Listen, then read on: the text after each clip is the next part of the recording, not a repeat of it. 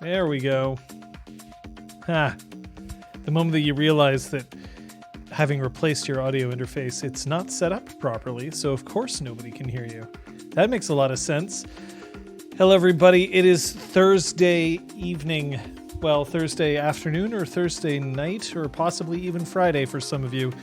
But we are nearing the end of the week, and that means that it's time for another RPG Clinic hours, and I am so happy that you're all here, that we get to spend time with you, and I am super happy that that we've got people here. We've got Aragorn, Requiem, Luke.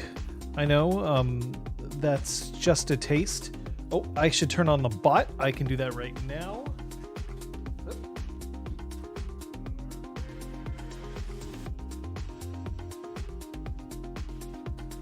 Because, you know, the bot's so important for when we want quotes. So we'll just boot that computer where the bot is. And it is going to be a thing. It is definitely going to be a thing.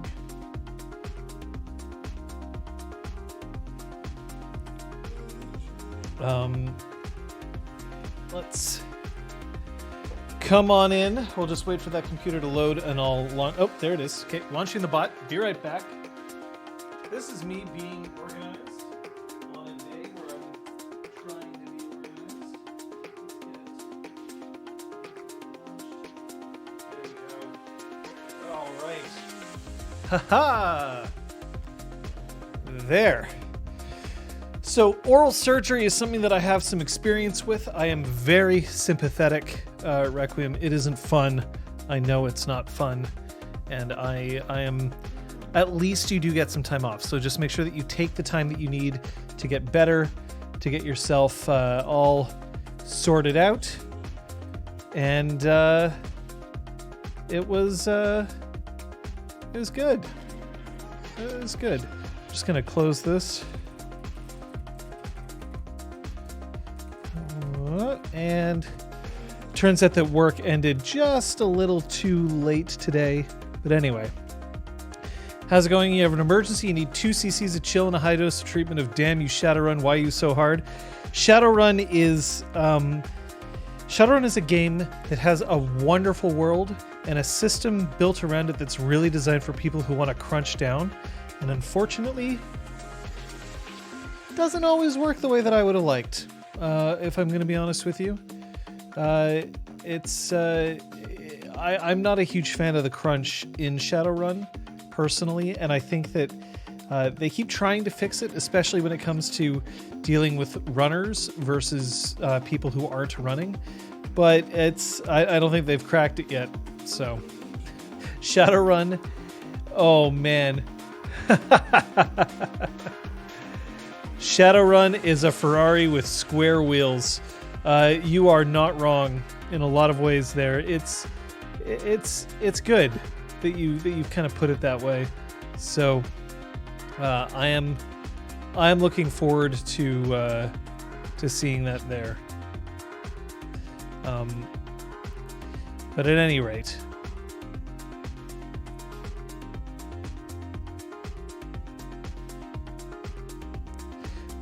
so what we're going to be doing today is we're going to be talking. Obviously, if you have any questions or comments that you want to throw into, please, by all means, I would love to hear from that. There's going to be a here we go. Click.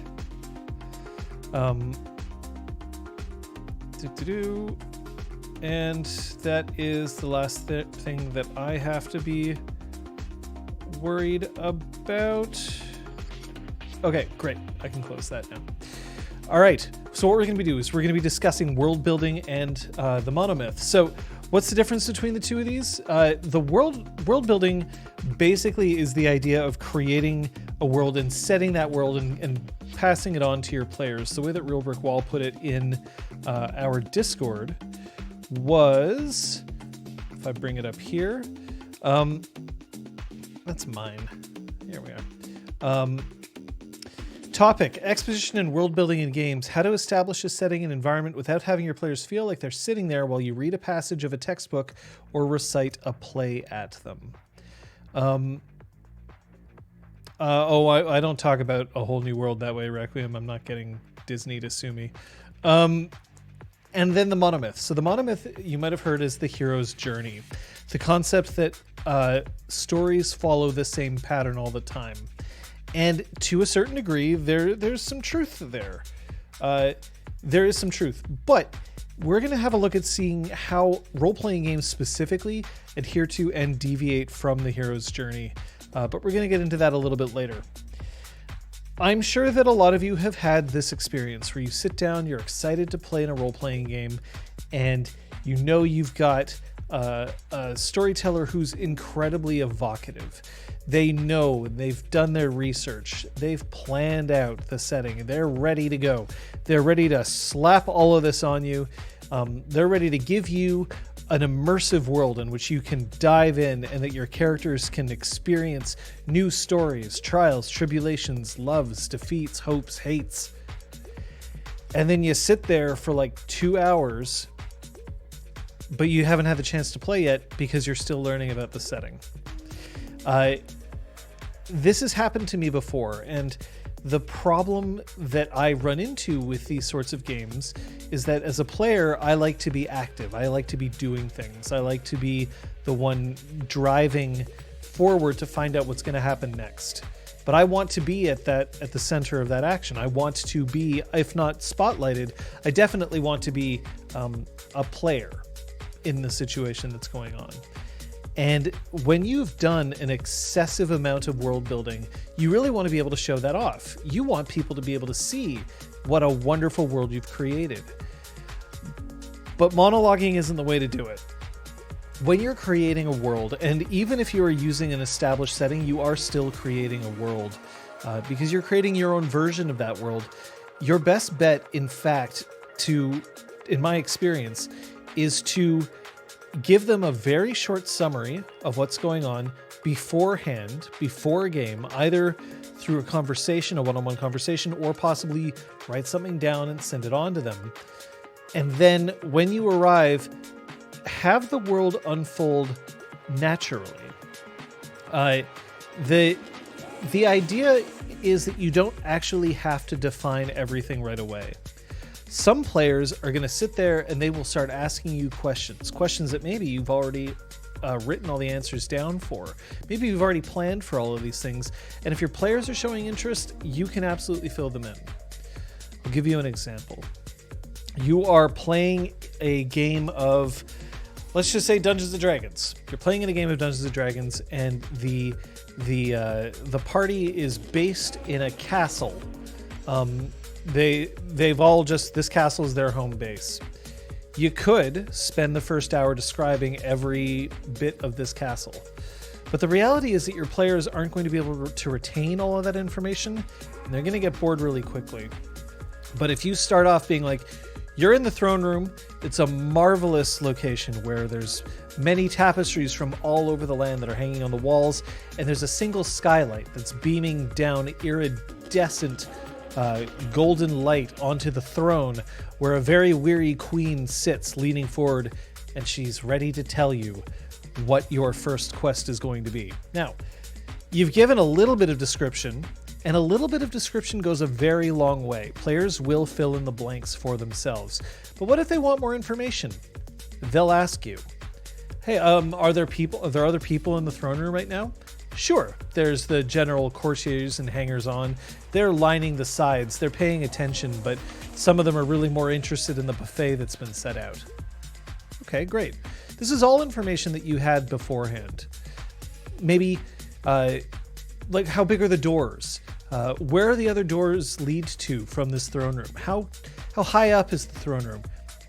All of these things, if players ask it, by all means, let them in. But you'll notice that if I start describing the throne room and I start by describing the skylight and the tapestries and the people who are in the room and every individual of that crowd that's in the room and the buffet and what's being served at the buffet and the view from outside the throne room and how many doors are from the throne room and how many. You notice that immediately it starts becoming so much information, and I wasn't even giving you the information. I was rattling off the bullet points of what I was going to describe. It's too much. It's okay to let your players trust in their imagination and to leave gaps. And there's 2 reasons why you might want to do that. The first is that you get to the action faster. The second is that the players are going to ask for the information that they're interested in. And so therefore you can give them the information that they're interested in, and then you can know what information you've parceled out and what they have already expressed is something that they might want to take into account and return to in the future. But there's a sneaky one. There's a third reason, which is something that you don't want to tell your players all that often, something that you kind of want to keep a little bit hidden if you can. You can change things if you've decided later on that things need to be changed. If you establish your world right off the bat, you just lay it down, you've established a sandbox in which your players can play in, and that's great. There isn't anything wrong with this. This is what video games do all the time. They've spent months, years creating the world in which you drop the player in. But in a role-playing game, you have the advantage and the sneaky little cheat of being able to, afterwards, realizing that because you didn't describe everything in the throne room, you can add things to the throne room later on. That helps support the rest of the story as it goes on. I'm not suggesting that you then come out and then say, 3 years into the game, well, you never looked in the throne room and you never saw that there was that weird dungeon door that leads down to the dungeons. Like, that was a little obvious, and you probably should have, you shouldn't just introduce that kind of thing. But you could sort of mention that, the next time that they go into the throne room, you realize that one of the tapestries now shows off a mural of the war between this kingdom and the next kingdom over. A war that you hadn't even anticipated beforehand, but then you realize later on that it would be interesting to introduce that as kind of backstory. Well, you can now introduce that into the throne room, and your players will retroactively place that description with their original description that you gave in the first session. And it will seem as if you completed a more complete world than you did, except you didn't bore them because you didn't give it to them all at once, and it's because you know that they'll be interested in what you've just revealed. That kind of interest really makes a big difference, because you don't want to waste time describing things that your players don't care about at all. Yeah, if you're painting yourself in a corner when you're building your world, what you're doing, I wouldn't necessarily calling it painting yourself into a corner, but I will say that the more that you lay down in stone, the harder it is for you to be flexible to your players' desire to affect the story. And some storytellers work this way, and they work incredibly well, and players respond well to a very rigidly defined world. But in my experience, I find that a lot of players want to be able to see a world that's a little more custom tailored to their tastes, to their whims. Describing a castle and setting and describing it in very grim, dark tones kind of sets the tone for the entire game. And that can be very useful if you want to establish that tone right away. But if you leave some elements of that castle vague, and then as they return to it, you learn more and more about that castle, then you can shift the description of that castle in order to fit the tone that your players are going for at that time. And that can really make a difference. It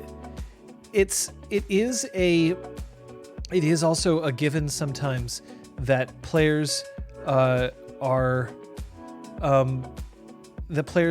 really looking forward to a world that they've already experienced. They've read the source books, or maybe it's a game that's based on another media property, and they really want to see that sort of situation. They want those things to remain the same, but you don't want to kind of tweak those. They want them as written. Well, that's fine. But that also means that your players are familiar with the source material, and you don't have to spend a lot of time describing it. You don't have to spend a lot of time going over it, even if you have some players who aren't necessarily as familiar, because the collective consciousness of the table is going to bring them in anyway. It sounds strange, but I've had many situations where I will describe something minimally, and then players will start to add flourishes to those locations themselves. And they could swear that it wasn't them coming up with the ideas, but that I had described them already. But in fact, it was the players contributing. Things like, okay, so I collapse onto the couch and I look out the window onto the garden. Well, I never described that there was a couch. I never described that there was a window, and I never described that there was a garden. But I don't mind about all these three things. They're ultimately not terribly important to me. And so I let it happen. The garden, the couch, and the windows all exist now. And then the player doesn't necessarily always consciously realize that you didn't introduce those things, but that they did instead. And therefore, they have become more of a part of the world themselves without breaking that kind of barrier between storyteller and player. Some game systems allow the player automatically to start doing these sorts of things, and that's fine. That's great.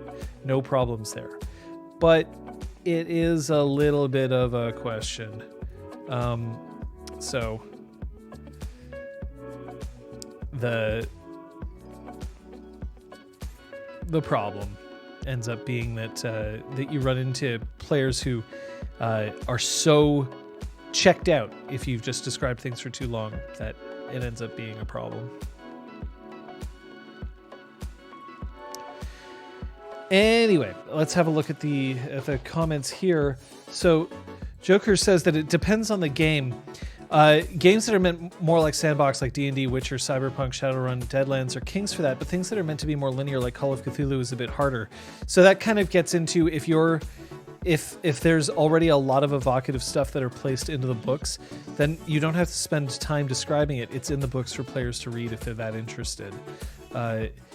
It is absolutely true that some games are more kind of set than others. As an example, there's a game coming up that's set in the Avatar, The Last Airbender, and Legend of Korra universes, right?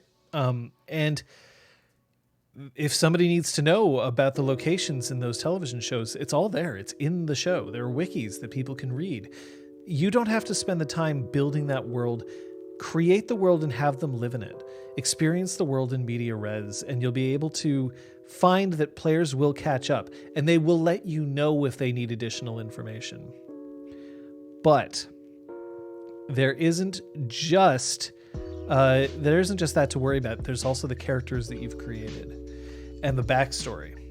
Remember how maybe you weren't here, but in many different episodes of Clinic Hours, I made it clear that players should endeavor to keep their backstories short and open-ended. In much the same way, storytellers kind of have to do the same thing. You might create a really compelling plot with a web of characters like 30 deep, and with intrigue and all of that you think is really fascinating that the players are going to bite into. But players do not want to hear about a web of intrigue and it takes 30, 40 minutes to get through. It's really tough for them to absorb that information at the beginning, especially because they want to act, not react to things. Being able to provide a one-page sheet where you can say, here's the person in charge. This is the rumor that's following that person. Here's the person who is trying to overthrow them. And here's two other characters that you should know about. And it's just one page for them to read beforehand. That's a lot more effective because players can look at that, be like, all right, I have the information that I need, and we can start playing right away. It's better than reciting what's on that page to everybody at the beginning. And it's also better that people can read it on their own terms because then they can ask you questions before the game starts. It also helps to have something written down if you're not used to improvising as much. Because if you go into the start and you're like, I have to describe the world that I'm in, then some people will start going on and on and on and on. And it's just way too much information to dump at the start of game. Writing means that you kind of have a limit. There's a limit to how much you've written, and that's it. I will say, Giant Rat Guy, if your backgrounds are bricks, the issue is that if I get disinterested before I finish reading your backstory, you're going to suffer for it as well. The other thing is that if you've written so much information down about your character beforehand, then it's going to be harder for me to be able to create new things for your character. You've already created your character in the first place. It doesn't leave a lot of room for me to negotiate because I'm not just going against a few ideas that you wrote down, but a whole brick that you put down there. The other thing that I will point out, and again, this is a bit of harsh reality, and I don't take pleasure in saying it this way, but the number of people who write long backstories and the number of people who write long form fiction that is interesting to read, it is not an overlapping circle. Unfortunately, a lot of people who write long form fiction don't have a lot of experience with it. And it's not actually nearly as interesting to other people as it is to the writer themselves. I'm not saying don't write. Obviously, if writing brings you joy, go for it. Do it. But you do have to take into account that if you write something that's going to take a long time for somebody to read and digest, you're asking them to do work. And if that work isn't interesting, if that work isn't pleasurable, then you're already kind of starting on the wrong foot.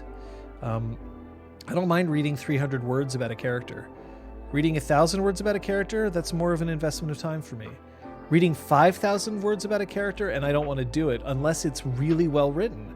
And unfortunately, there's a reason why most people aren't professional writers, because they don't have experience writing that much text and making it interesting for people to read. I don't even necessarily need professional. I just mean like published writers or writers with a sizable audience. It isn't that I want to discourage people from creative expression. Creative expressions are quite useful. And honestly, if that's part of what draws you to role-playing games, by all means go ahead. But if you do it too early, then other people can't participate with you, and then you lose that collective creation aspect of role-playing. And it's the same with storytellers. If your backstory is so elaborate that you have to present to people in terms of like a miniature 3-act, 1-person play, they may not be interested because they didn't show up to watch a play. They came to play themselves. So,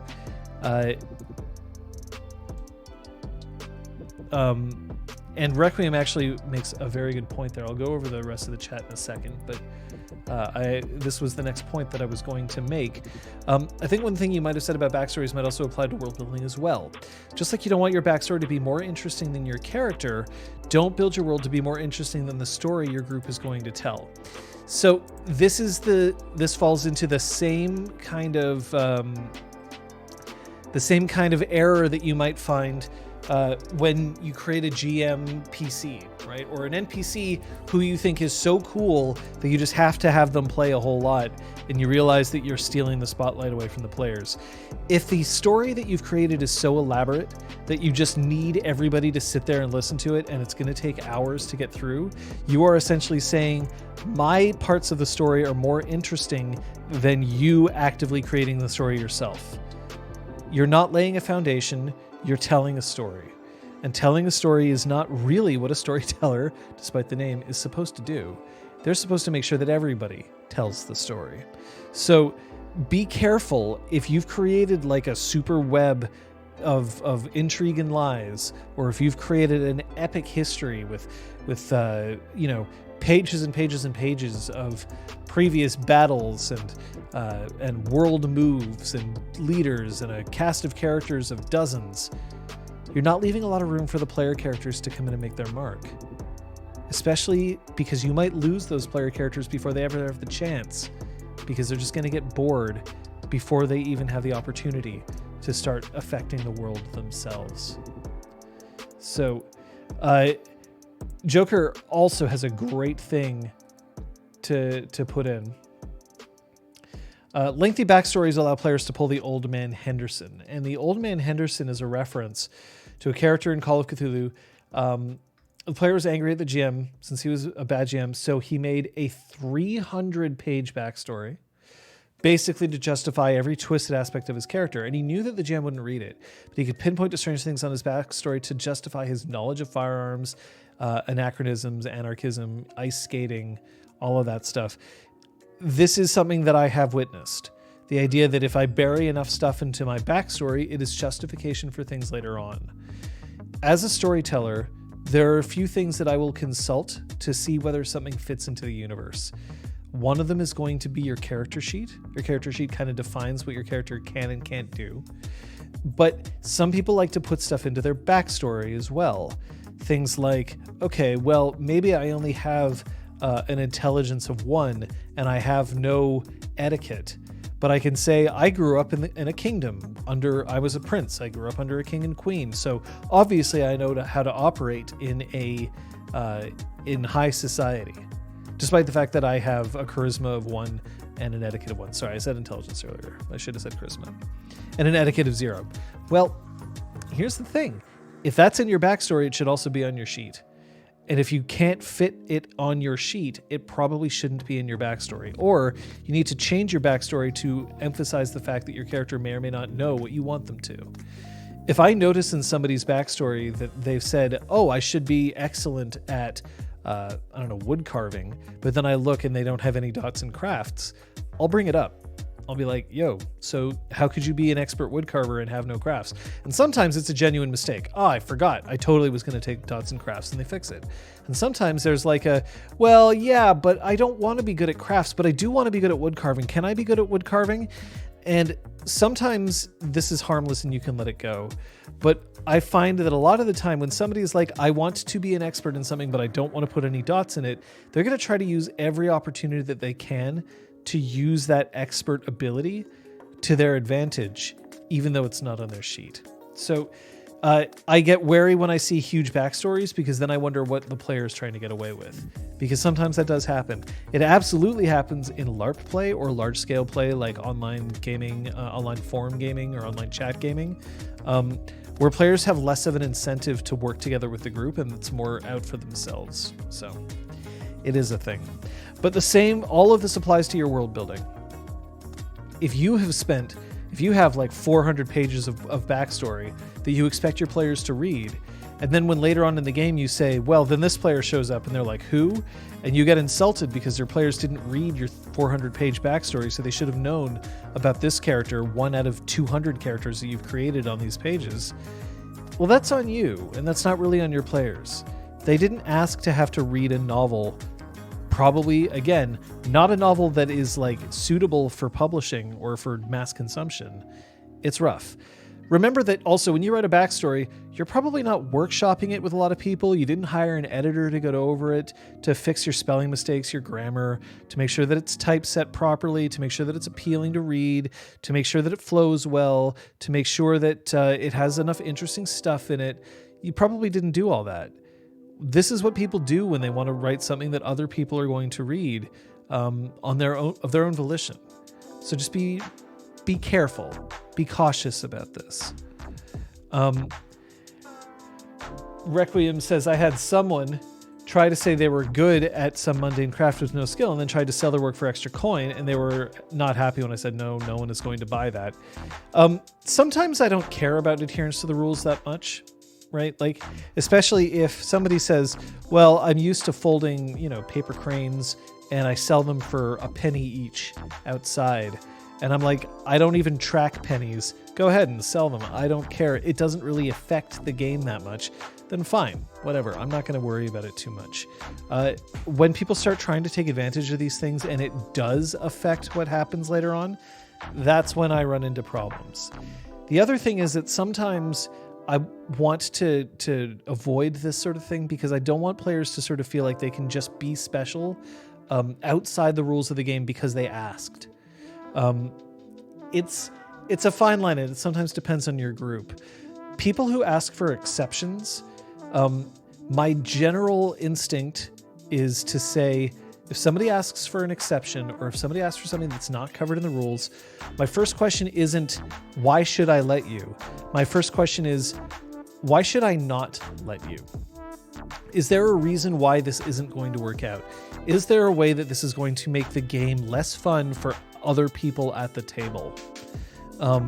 So the idea if somebody says, I would like to have access to I'd like to have access to this cantrip, even though my character class shouldn't really be able to use cantrips that often.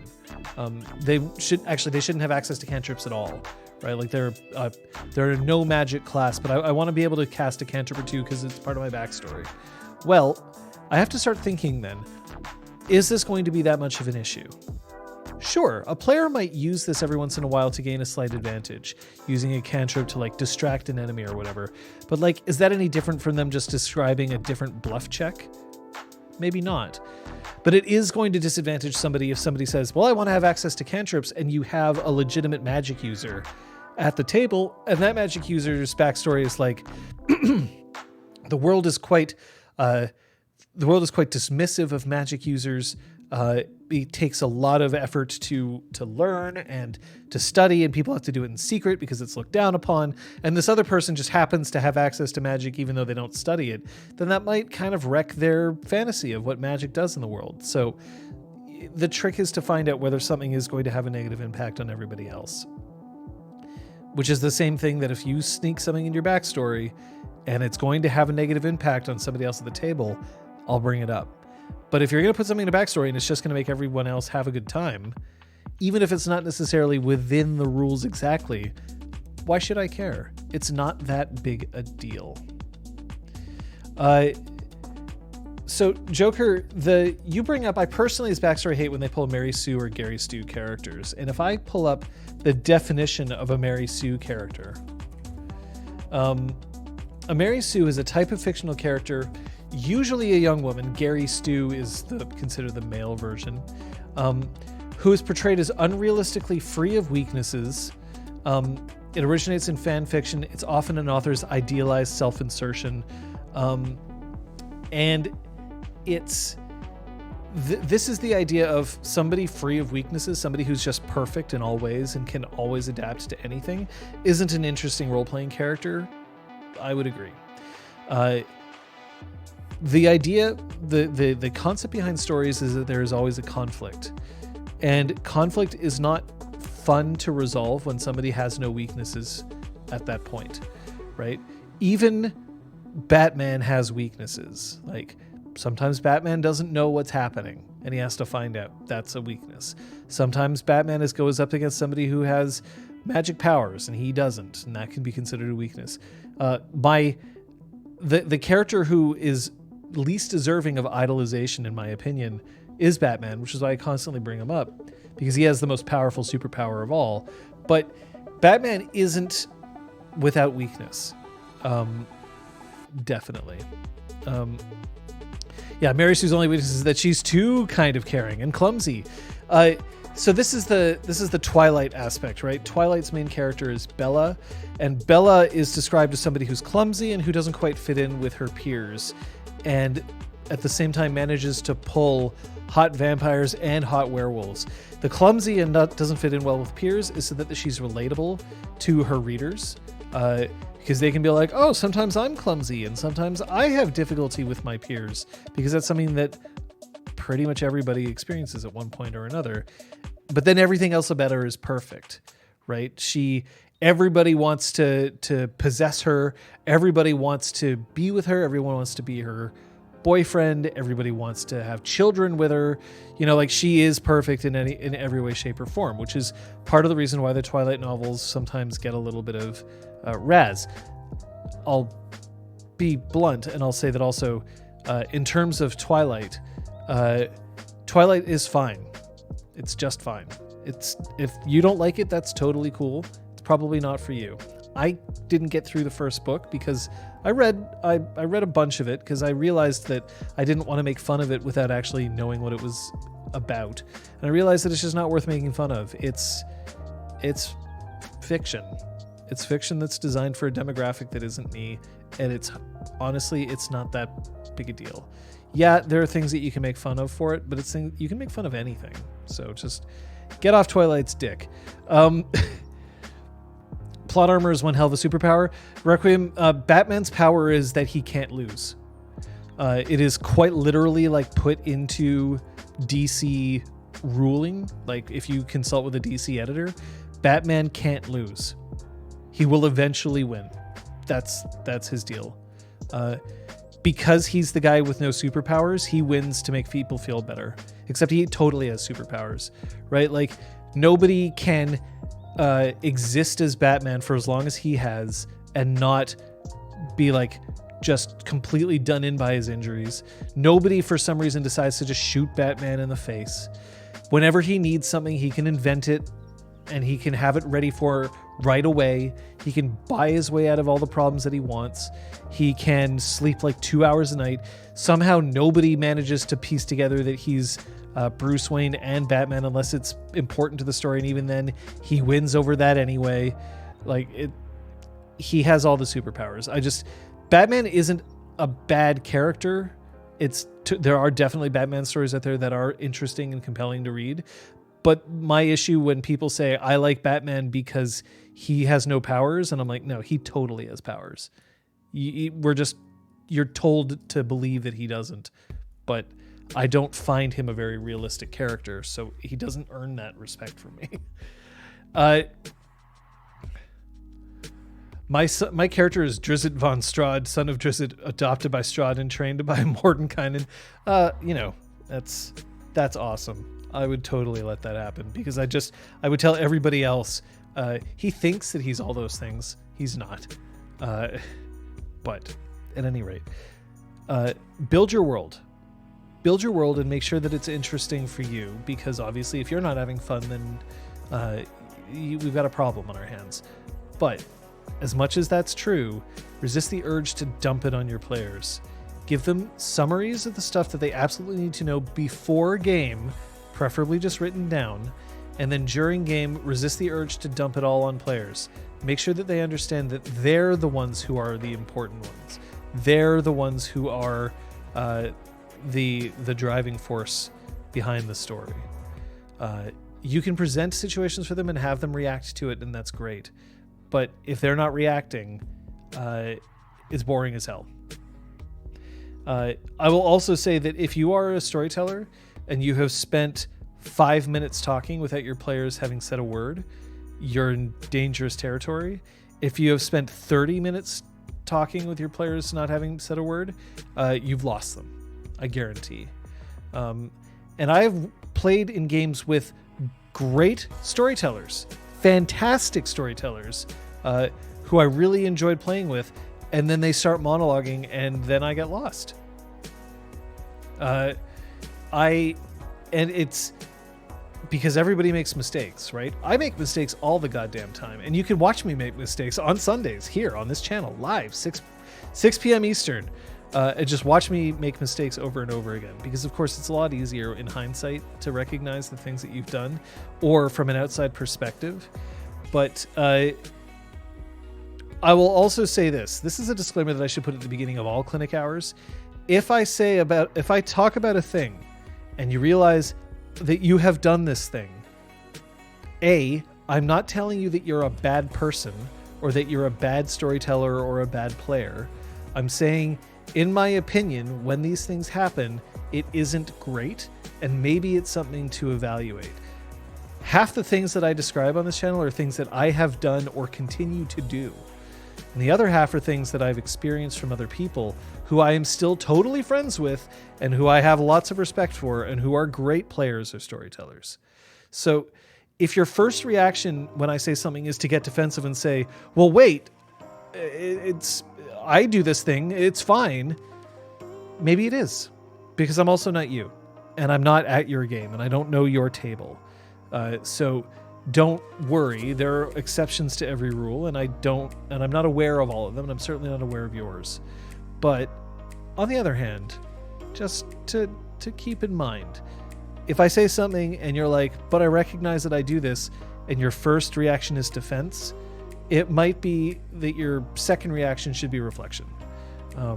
This is something that I've been struggling with for a long time, something that I've tried to make sure that I do for myself, is when I notice something that I don't like, it's very tempting to either say, well, yeah, that's true, but not in my case, when in reality it probably is. Or if something is said and I'm like, yeah, that is bad, but I don't think about whether or not I do it, because I think, well, I know that I'm a good person, so clearly I don't do these things. Intent is also not a good indicator of whether you've done something or not, right?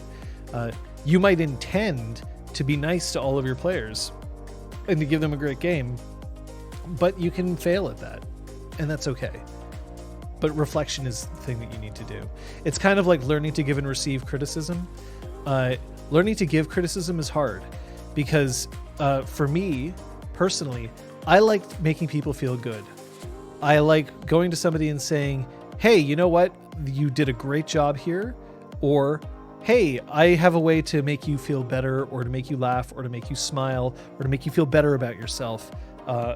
Instead of coming up to somebody and saying, you screwed this, you made a mistake, and it needs to be fixed. And you should know that it is your mistake. It's your fault. I have a huge problem doing that in contexts that where people aren't deliberately looking for my criticism. And I also have had situations where I have given criticism to people who I've worked with in the past, who I respect, and they ignore my criticisms.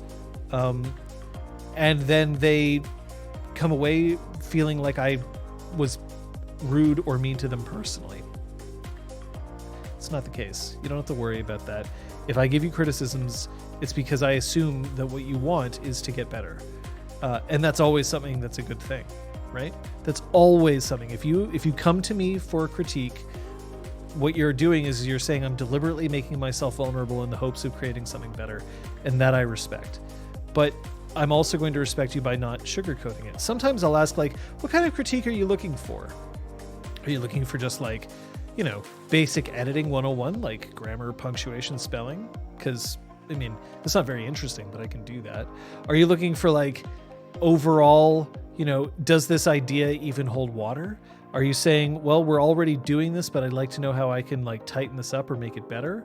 Are you looking for like a gut check? Are you looking for, are you just doing this for yourself for some random like, oh yeah, it's just a personal project? Or is this something that you intend to sell? Are you trying to win an award with this thing? Or are you just hanging out with your buddies? Because all of these things make a difference. But I have also learned that I get really disappointed when I ask for critique. Somebody says, no, it's great. And then after the fact, they're like, well, yeah, I knew there were problems, but I didn't want to hurt your feelings. That's no good either.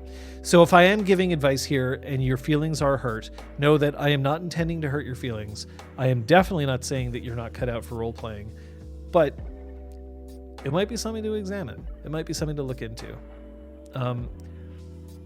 And I love when somebody recognizes that something has to change and then they change it. It's why I love when people quit. I've discussed this on the show before.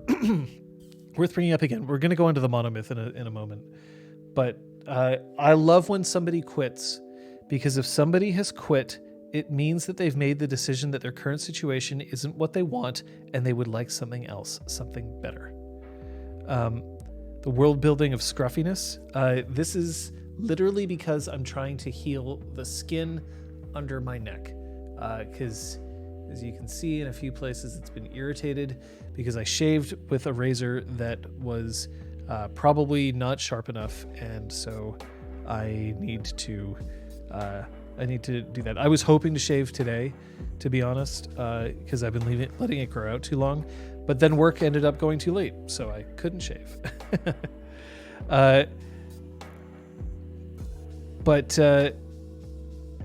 I love it when somebody quits, because it means that they're moving forward. Quitting is often difficult. It often accompanies a whole bunch of emotional strife, right? Like whether it's quitting a job or quitting a game or quitting a hobby or quitting a city or whatever. It's not always easy, but generally it's because you've decided to do something better for yourself. And I applaud that. It makes me happy, even though I don't like the emotional response of quitting in the first place, right? Like if you come to me and you say, I quit my job, then I'm like, oh, damn, I'm sorry that your job wasn't good enough, so you had to quit. But I'm thrilled that you did quit because now you will find a better job. That kind of thing. So that's what it is when it comes to advice. So who wants to hear about navel gazing when it comes to stories?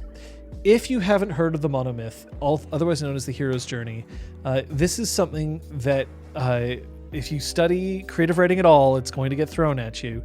So Joseph Campbell was a professor of literature, and he wrote a book called The Hero with a Thousand Faces. And his idea was that basically stories all have the same basic kind of outline, the same structure.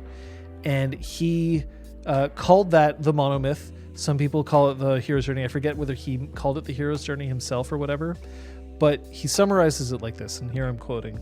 A hero ventures forth from the world of common day into a region of supernatural wonder. Fabulous forces are there encountered, and a decisive victory is won. The hero comes back from this mysterious adventure with the power to bestow boons on his fellow man. And he came up with this whole structure. Now, obviously, not all stories follow the structure to a T. That's clear.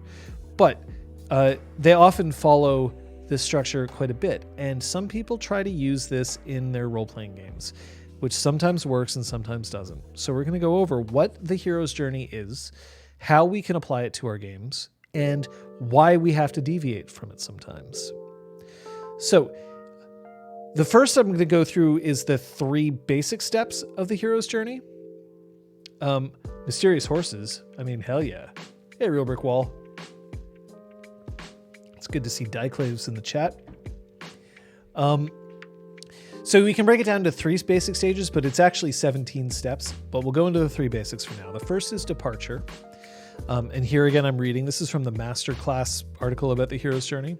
In brief, the hero is living in the so-called ordinary world when he receives a call to adventure. Usually, the hero is unsure of following this call, known as the refusal of the call, but is then helped by a mentor figure who gives him counsel and convinces him to follow the call. Second is initiation. So in the initiation section, the hero enters the special world where he must begin facing a series of tasks until he reaches the climax of the story, the main obstacle or enemy. And here the hero must put into practice everything that he's learned on his journey to overcome this obstacle. Campbell talks about the hero attaining some kind of prize for his troubles. This can be a physical token or elixir, or just good old-fashioned wisdom, or both. And then finally, you have the return. The return is feeling like he is ready to go back to his world. The hero must now leave. Once back in the ordinary world, he undergoes a personal metamorphosis in the realization of how his adventure has changed him as a person. So we can break this even further down. In the departure, we have the call to adventure. So something happens that basically is like, oh, shit's going down and you're going to have to deal with it. This is very common in stories and in RPGs. The call to adventure sometimes is you're in a tavern and there's a shadowy figure who is sitting behind a table and he beckons you over. Boom, call to adventure right there. The refusal of the call. Unwilling to step out of their comfort zone or face their fear, the hero initially hesitates to embark on this journey. This is also common in stories. The whole like, well, I don't know what you're saying, but that's not for me, and then they leave. Supernatural aid.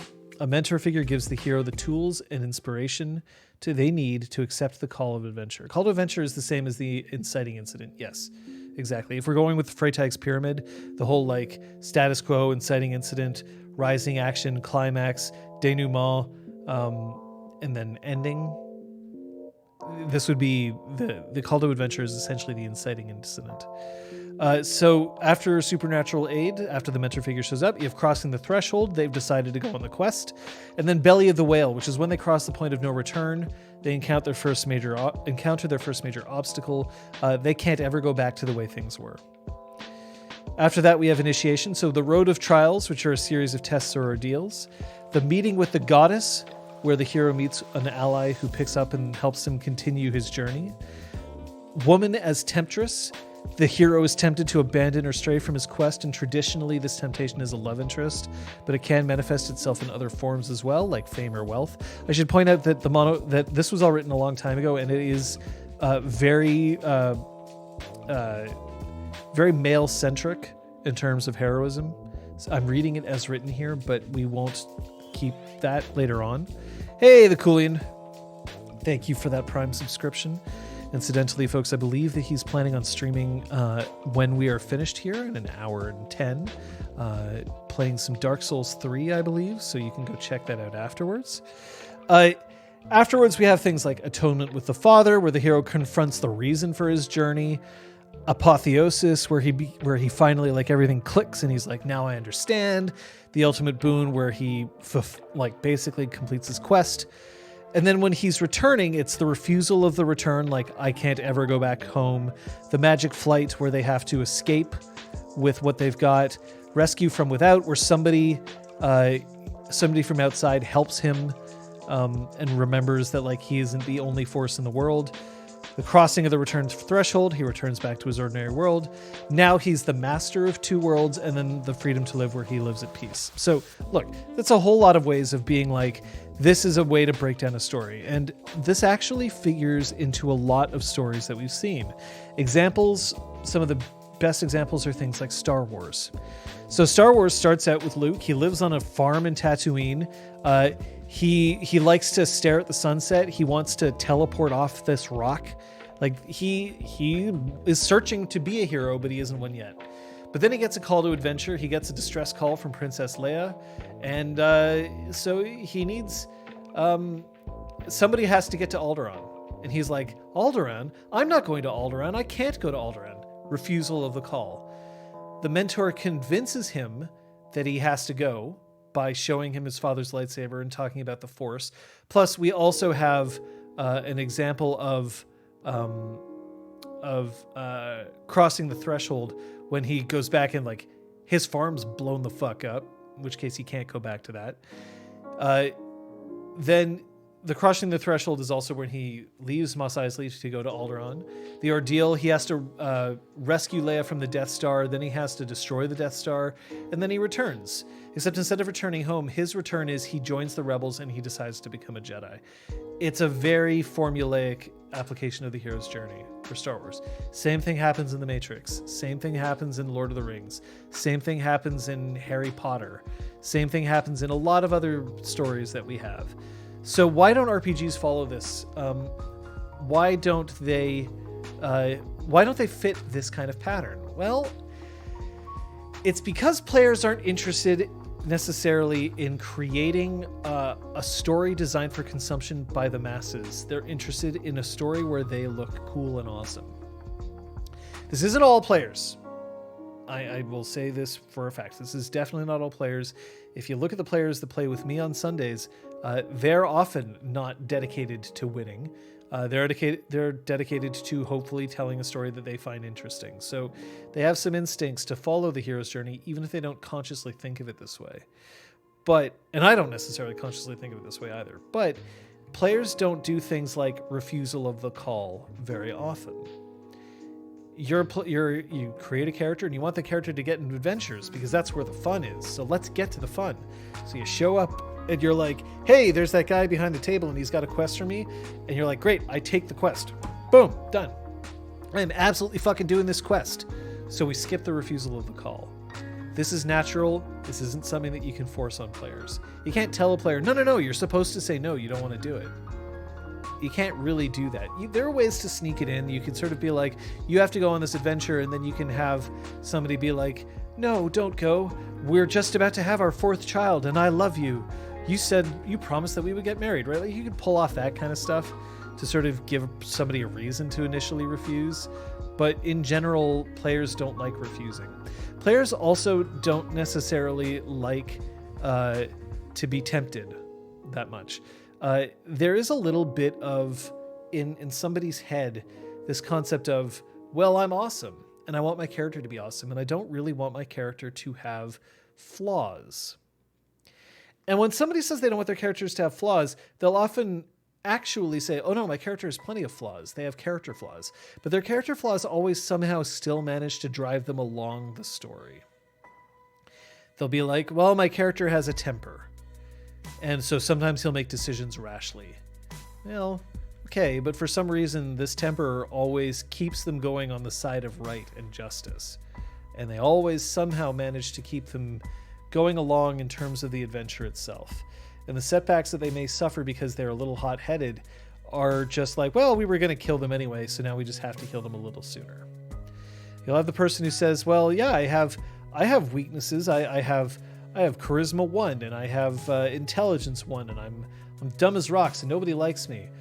But they've also engineered their sheet so that they can still accomplish their goals. They just don't accomplish them with the goals that they've set out as weaknesses.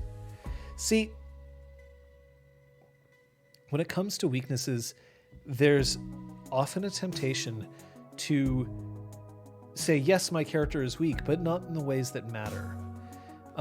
Whereas a true weakness is one that evidences and creates conflict and impedes a character from the solution that they want to have. And you'll have more fun, I think, as a player if you buy in a little bit to the hero's journey. If you sort of realize that, yes, there is a point in time where maybe your character is reluctant to leave home, that there are things that are holding a character back, right? We were discussing backstories. Most interesting critter. You keep mentioning this and it keeps being true, right? My character's flaws is that they're too kind and caring and clumsy. There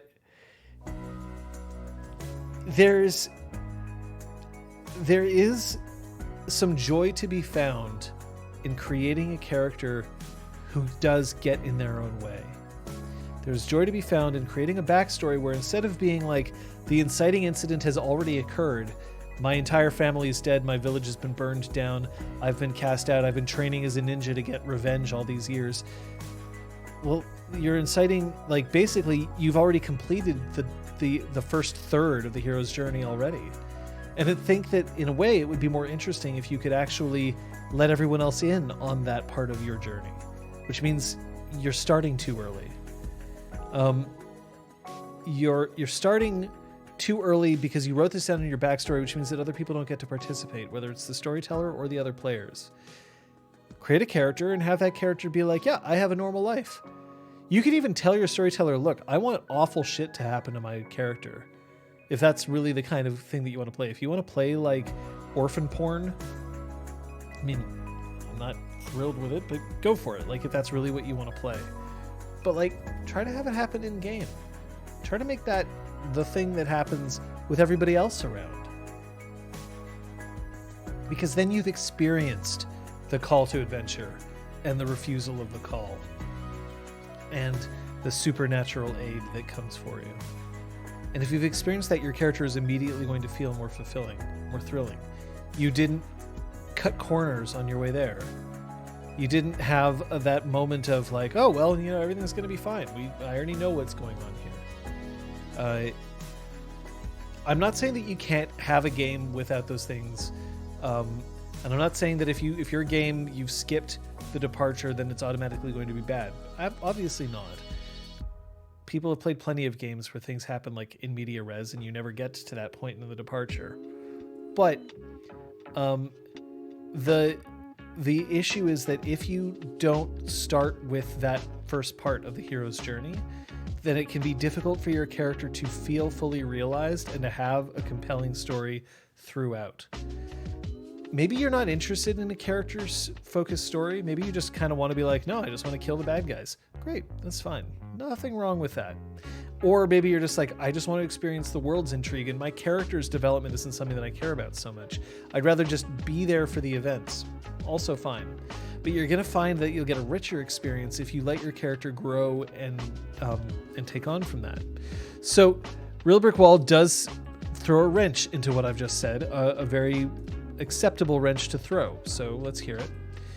People with stable, happy lives don't tend to go out and get into horrible danger. So if you are going to start out there, you need to arrange for fairly immediate relief from those circumstances. Otherwise, you are the player who wrote a character who has no reason to be on an adventure.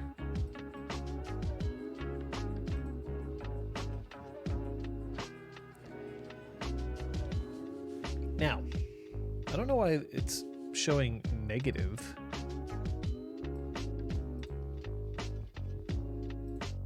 Why is it doing that? Why does it have that little negative icon now? And positive. Like, weird.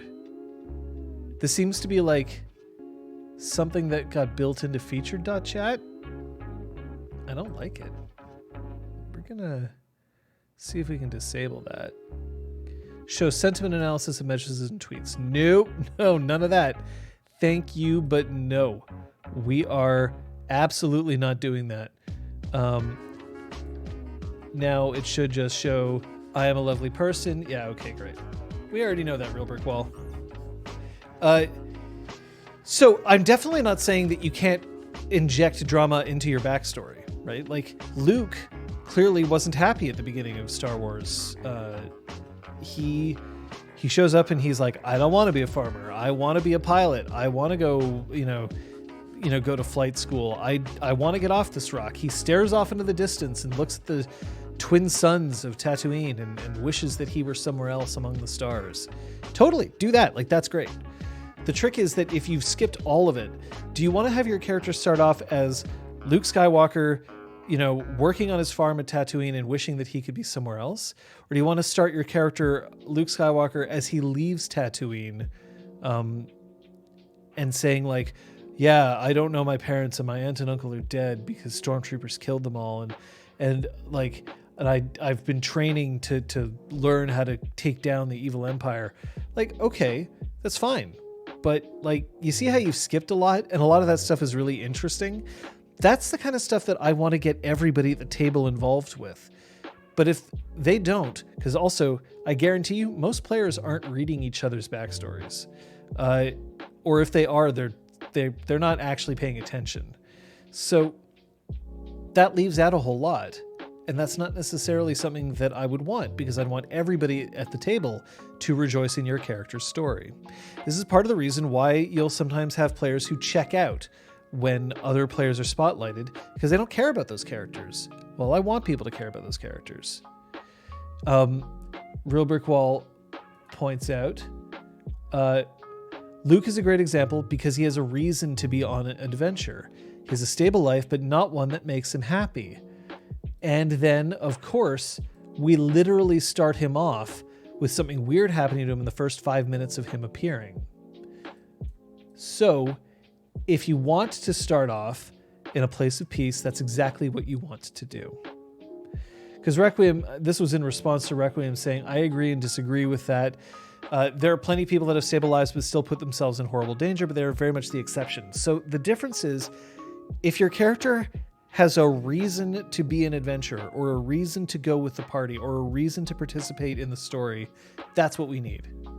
A reason. And the reason can be as simple as, I yearn for adventure. It could be, I'm comfortable in my life, but at the same time, I've decided that like, I'm not pleased with with living a life of luxury. I want to explore, right? Like, those are all great reasons to start on an adventure.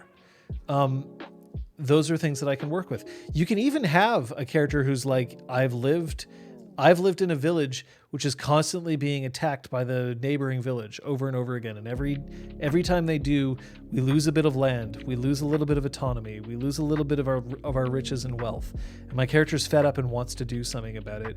But every time his parents have been like, no, don't go out. Well, today my character is going to do something about it. They're going to run away from home. Okay.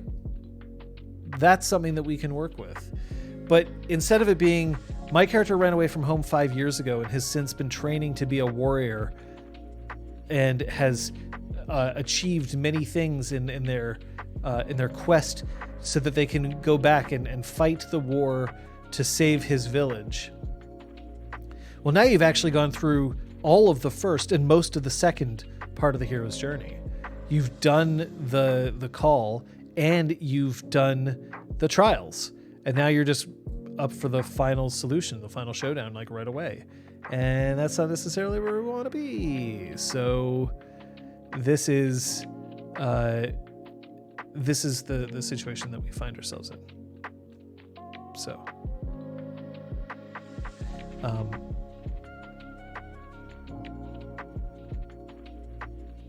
anyway, that's kind of like my sort of thing to suggest that people try. It is, and again, we've totally had situations, I'm sure that you've played in games where you've been there and you're like, yep, I don't need the hero's journey. I want to start in media res. More power to you. I'm just saying that this is an easier way to get people invested in your character. You kind of want your backstory to end right at the inciting incident. My suggestion is that the inciting incident is something that should be played out, hopefully. It should be something that's part of the game.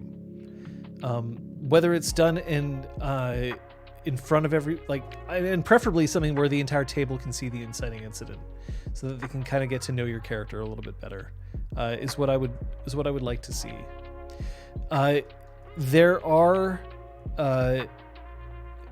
There are definitely different ways to play. I don't mean to imply that this is the only way to play, obviously, but there are advantages to this.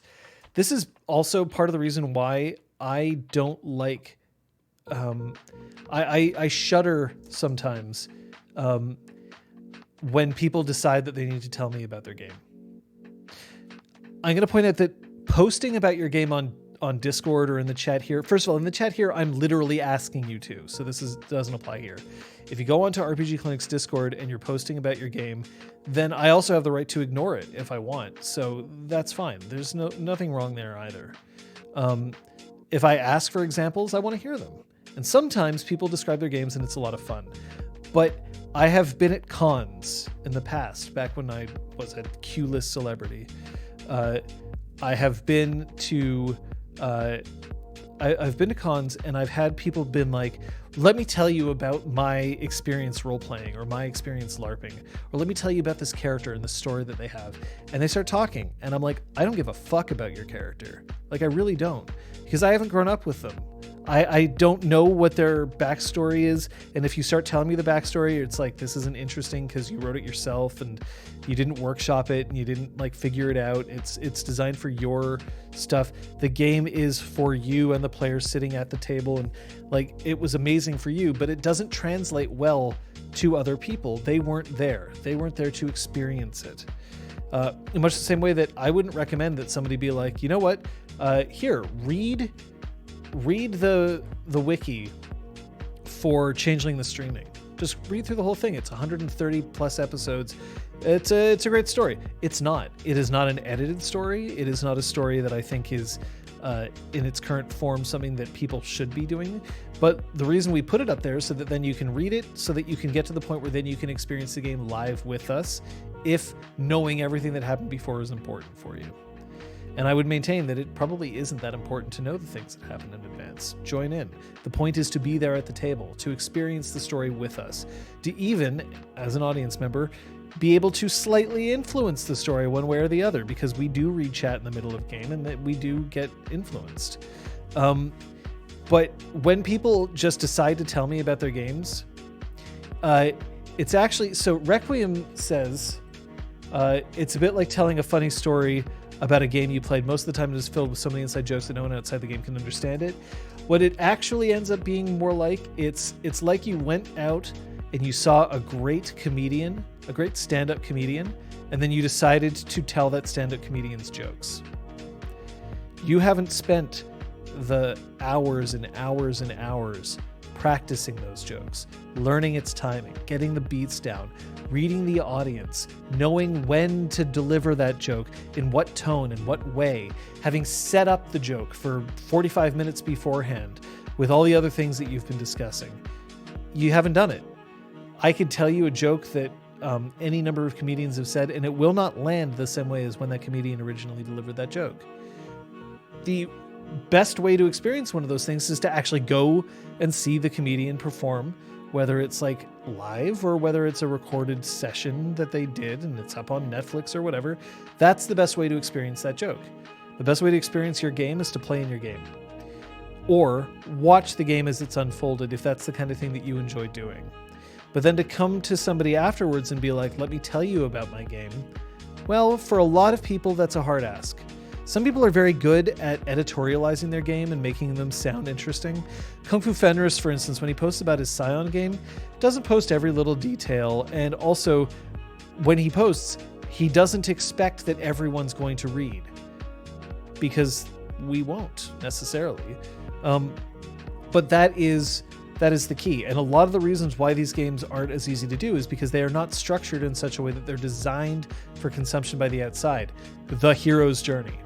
The hero's journey is basically shorthand for follow these rules and you're one step closer to having a story that other people are going to be interested and invested in, because it is comfortable.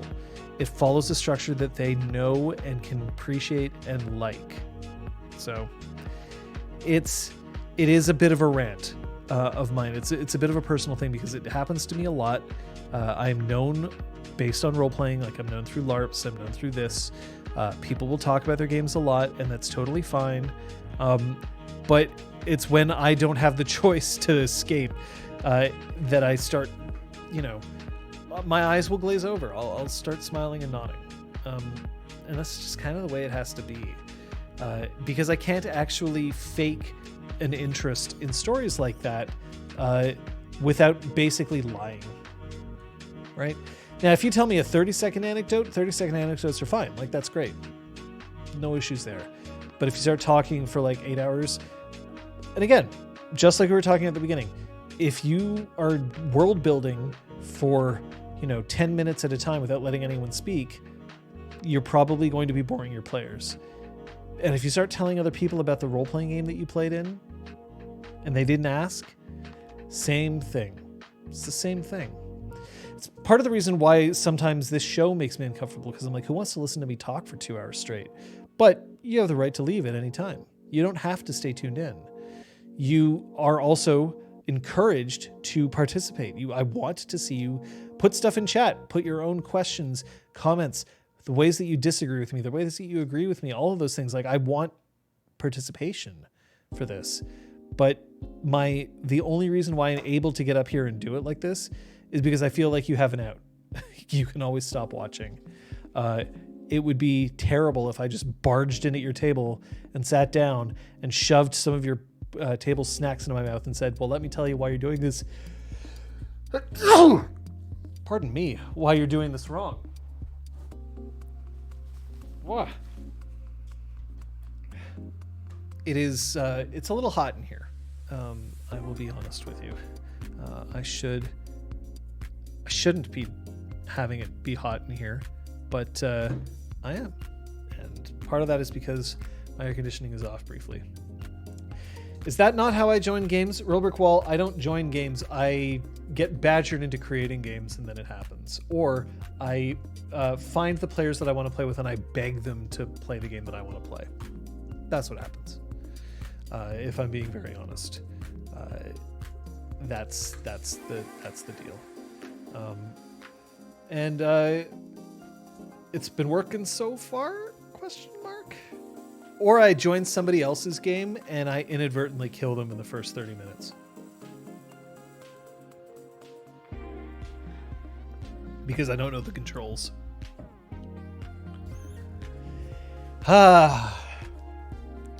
See, that's just the problem that I will run into. Because I didn't learn the controls appropriately and I end up running around and making a complete and total ass of myself. Do you have experience with the Monomyth when it comes to your role-playing games? Do you also have any other questions or comments that you want to throw out? I mean, I have other topics that I can discuss, but definitely want to hear your own. Real Brick Wall's topic that he suggested, unfortunately, was what we discussed before he arrived, because I'm an idiot and forgot that he can't make it right away.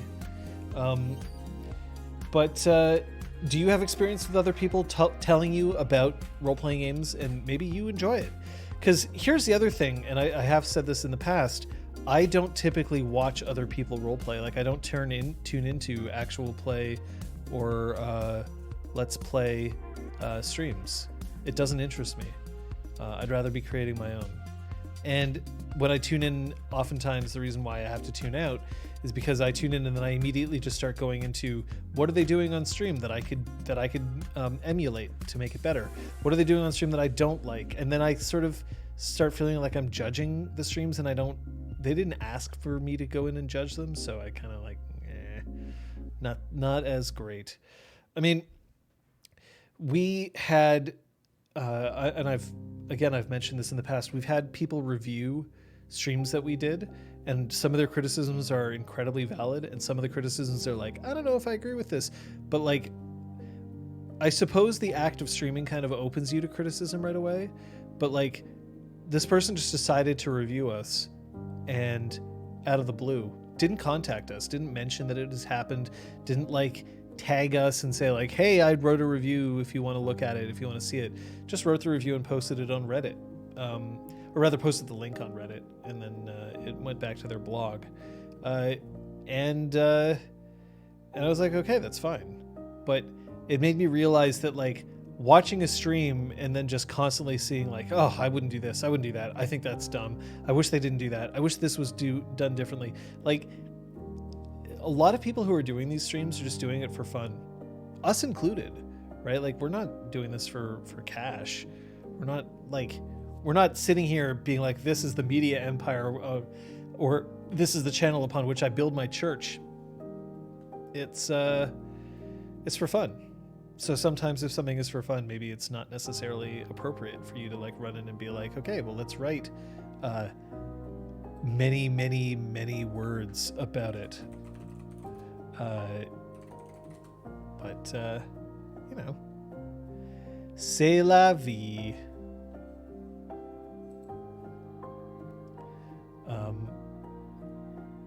I'm still kind of amazed. One of these days I should just go through the review. Maybe I should just go through the review. I kind of don't want to though, because it talks about other people than just me.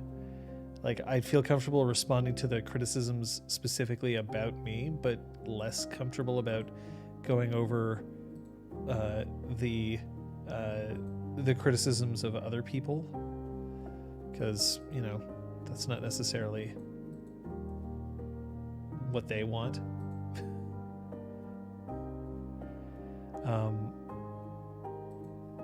Yeah. I hear a clunk, but I think that was someone else. We know you get excited about that hype train. Granted, I think you just get excited about the number of people who are excited to watch you and not any monetary gain. So I will tell you this, Requiem. We've said this before, but we might as well open it up. One day we can pull out the budget and show you every single dollar that has been invested into this channel has gone into the channel. At the very, very beginning, when we got like little driblets of donations, we'd occasionally use that to buy, like at first when we didn't know that we were going to do this later on, we bought like dinner once or twice. And then after that, when we started realizing like, no, we were getting enough in donations, we also got quite an infusion of donations from a couple of people who were very generous, who kind of led us to believe that maybe we could like up our game. All the money has been gone back into the channel, so we haven't made any profit off this. Things like the lights that light us, the cameras that we use, the streaming computer that we have now that's dedicated to the streams on Sundays, the technology that we had so that we could continue playing across distances, all of that has gone right back in. And the money that we haven't spent, we actually hold into an account, and we will withdraw from that account when there's reason to do so, right? If we decide at one point that there's something that we want to invest in, like we just recently invested in lights. Our other lights were getting old, kind of like they were malfunctioning a bit, but they were also quite large. We moved to a location where we felt like, oh, we've got a room where we can stream from, but it's not as big as the room that we were in before, so we have to save some room. So we got smaller lights that can still provide enough brightness for us. Those are examples of how we've spent money. Nowadays, we also, if we're buying source books, it comes out of that fund as well. Like when we backed the Essence Kickstarter, that's paid for out of the donations that came to this channel, right? Like it all kind of turns in on itself, and that's why we're so thrilled to get donations, because we know that it will eventually lead to great things down the line. It also means that if at some point something breaks, we can afford to replace it, which is honestly great, because one thing that I know for myself is that one of the things that I get out of streaming role-playing games, one of the things that I really enjoy is I enjoy trying to do it at a certain level of quality. We can't go the highest level of quality. Like we can't go Critical Role level of quality because we can't afford to hire a staff. It would be great if we could be like, all right, so we've got like, you know, 2 camera people who are on roving cameras, and we've got a grid that we can hang like professional stage lighting from. We've got mixing boards, and we've got people behind. We have a director, we have a production manager, we have you know, all of these. Like we just can't afford that, right? But we do try to make sure that we put forward a product that we can be proud of. And one of those things is that when something happens, when something breaks, I start enjoying it less because I'm like, I don't like the way we look, which is why it was so great when we were able to, when something broke, the pandemic broke our ability to be in the same room. We did our best to sort of recover and be like, all right, you get these microphones and this camera, and we'll be able to put you in. And yes, we'll have to deal with the lag and the delay of Zoom, and that will be as fun, but at least we can still try to put forward a product that we can be pleased with and proud of to put out. Now, not everybody needs to or cares about those sorts of things. There are streams that are way more popular than ours that have tech that isn't as complicated as ours. But that's okay, right? That's just one of the things that we like. Here I'm speaking with a we. I'm kind of mostly just talking for myself, but I'm pretty sure that others feel the same way, and that we like to put out a product that we're proud of. Kate, especially in figuring out the technology behind the streams and our overlays, has kind of really kicked us up another few notches, and it's really useful. A purpose-built set, I would both love and hate to play on a purpose-built set. I would adore playing on a purpose-built set. It would be amazing, but it would have to be a purpose-built set that actually worked out for us. That's kind of the key issue, right? Like it's more complicated than just being like, okay, well, we have a place to play and it's bigger than the place that we have now. Like there's more to take into account than that. So we figure it out, right? We make our choices, because sometimes a purpose-built set also comes with other things attached to it that we just have to take into account, right? Like, do you have to rent the space? Well, where does the money come from at that point? If you, where does the equipment come from? Is the equipment safe to like, do you have to bring it back and forth constantly? Is cleaning up going to be an issue? Because if you're playing in your own home, right? If I choose not to clean up at the end of a game, it's not the end of the world. We do anyway, because honestly, we've learned that if you just leave it, it kind of gets really frustrating and annoying. Hey, get off my lawn. It's good to see you. Just popping in between Woodside. I like how you say Woodside, and also your get off my lawn. And just plants all over.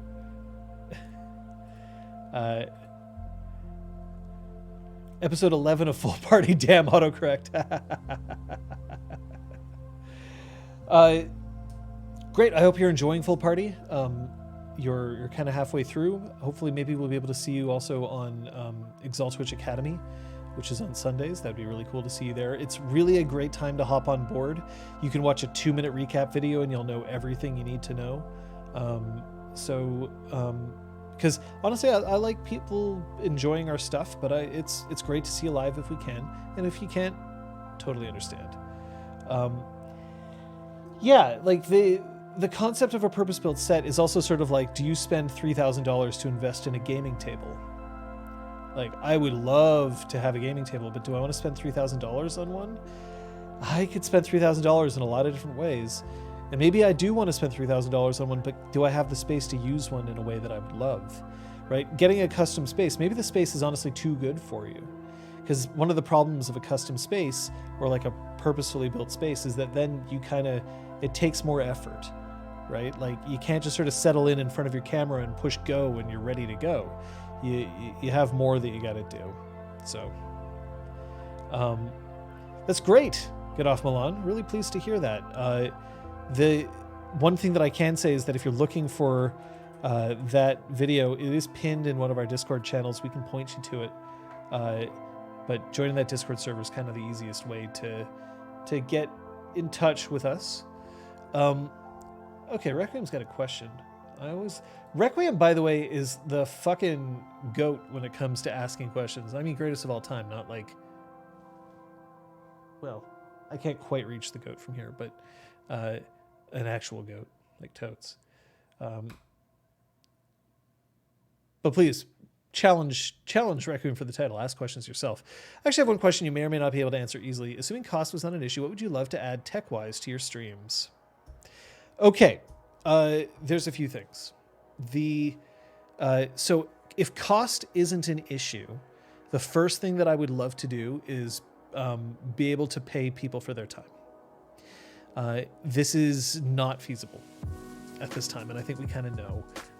Our moderators work on a volunteer basis strictly, and we appreciate that. Like, we absolutely appreciate all of our moderators, anyone who's edited our wiki, anyone who's done anything for us.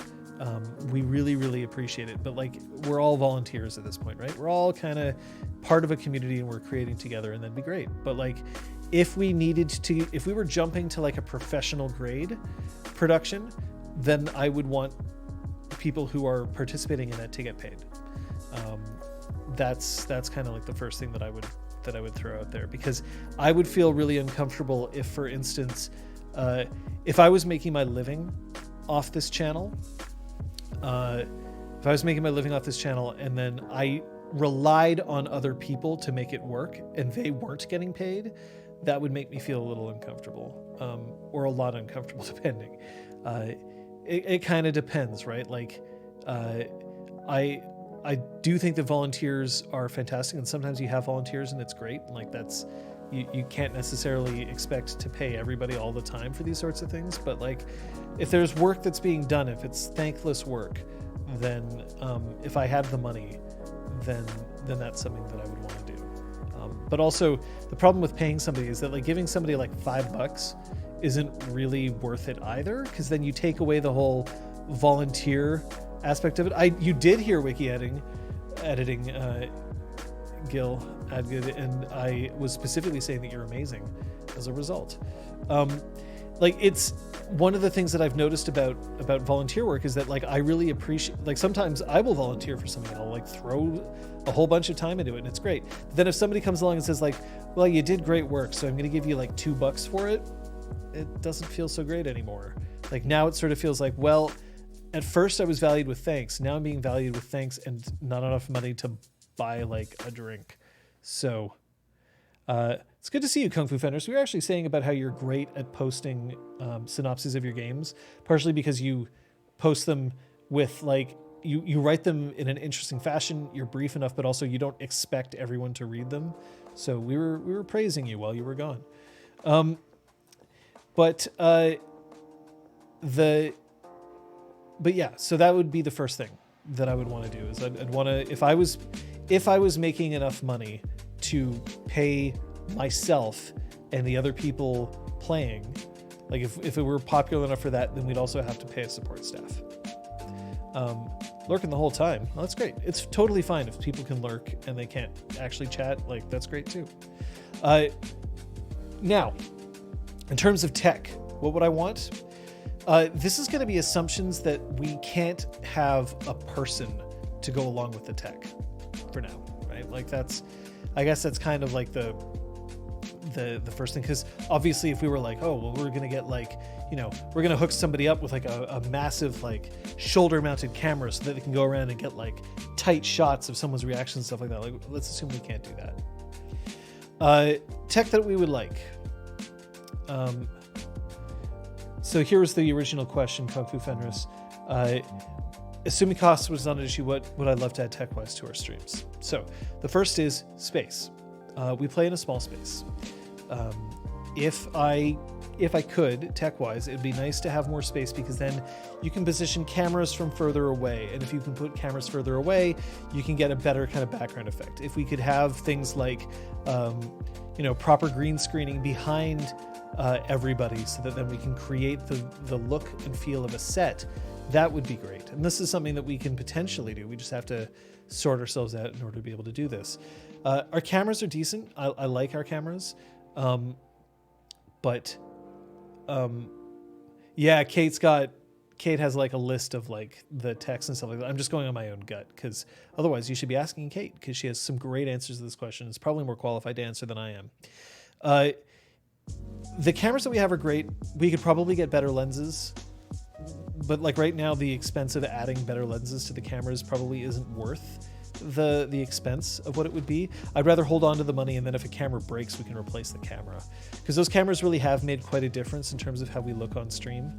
Like webcams just don't really cut it at this point, especially not for the distances and focal lengths that we're using right now. So cameras are kind of where I would want to be.